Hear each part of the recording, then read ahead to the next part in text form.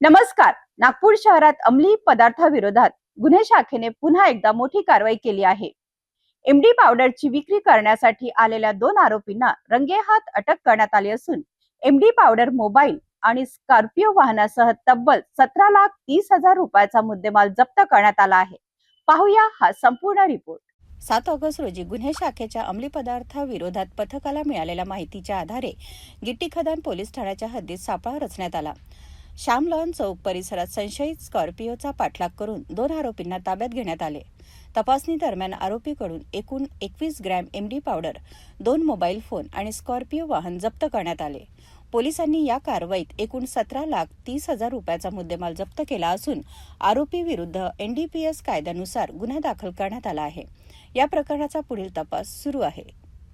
अंमली पदार्थाच्या तस्करी विरोधात नागपूर पोलिसांची कारवाई अधिक आक्रमक होत असल्याचे या कारवाईतून स्पष्ट झाले आहे.